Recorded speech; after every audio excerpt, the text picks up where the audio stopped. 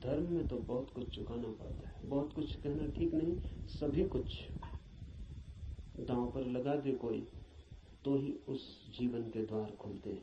इस जीवन को जो दांव पर लगा दे उसके लिए ही उस जीवन के द्वार खुलते हैं। इस जीवन को दांव पर लगा देना ही उस जीवन के द्वार की कुंजी है। लेकिन ज्ञान बहुत सस्ता है, इसलिए मन सस्ते रास्ते को चुन लेता है, सुगम को। सीख लेते हैं हम बातें, शब्द, सिद्धांत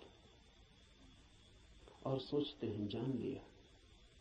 अज्ञान बेहतर है ऐसे ज्ञान से। अज्ञानी को कम से कम इतना तो पता है कि मुझे पता नहीं। इतना सत्य तो कम से कम उसके पास है। जिन्हें हम ज्ञानी कहते हैं उनसे ज्यादा असत्य आदमी खोजने मुश्किल। उन्हें यह भी पता नहीं है कि उन्हें पता नहीं। सुना हुआ, याद किया हुआ कंठस्थ हो गया, धोखा देता है। ऐसा लगता है मैंने भी जान लिया। मैं आपसे वही कहूंगा जो मैं जानता हूं, क्योंकि उसके कहने का ही कुछ मूल्य है।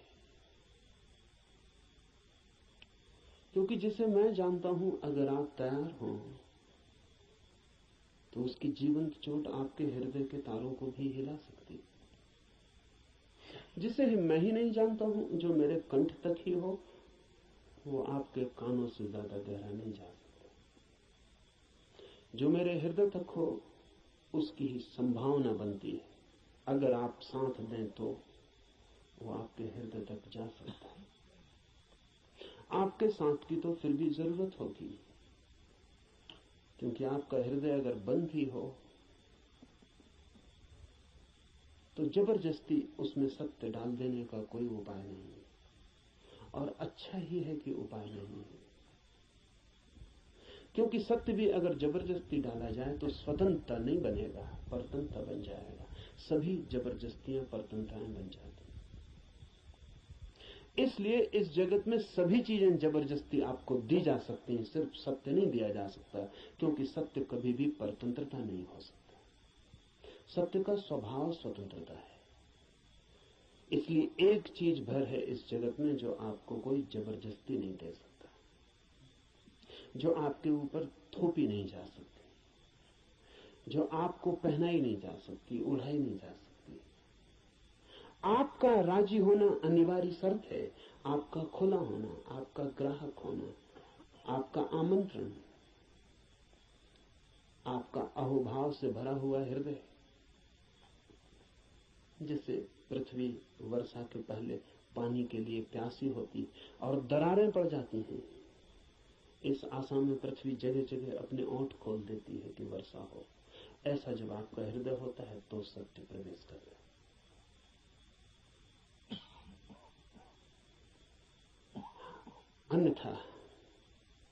अन्यथा सत्य आपके द्वार से भी आकर लौट जाता है। बहुत बार लौटा है, बहुत जन्मों जन्मों में। आप कुछ नए नहीं, इस पृथ्वी पर कुछ भी नया नहीं, सभी बहुत पुराने हैं। आप बुद्ध के चरणों में भी बैठ के सुने हैं, आपने कृष्ण को भी देखा है, आप जीसस के पास भी उठे बैठे हैं, लेकिन फिर भी वंचित रह गए, क्योंकि कभी भी आपका हृदय तैयार नहीं था। आपके पास से बुद्ध की सरिता बहती निकल गई है, महावीर की सरिता बहती निकल गई, आप प्यासे रह गए। आनंद रो रहा था जिस दिन बुद्ध के प्राण छूटने को थे और छाती पीट रहा था, और बुद्ध ने उससे कहा कि तू रोता क्यों है? जरूरत से ज्यादा मैं तेरे पास था 40 वर्ष, और अगर 40 वर्ष में भी नहीं हो पाई वो घटना, तो अब रोने से क्या होगा?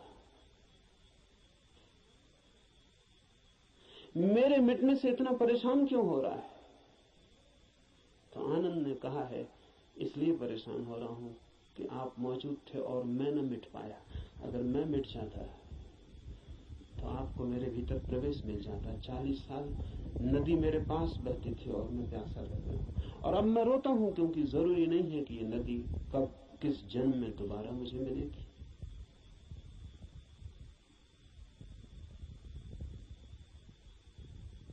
आप कुछ नए नहीं हैं।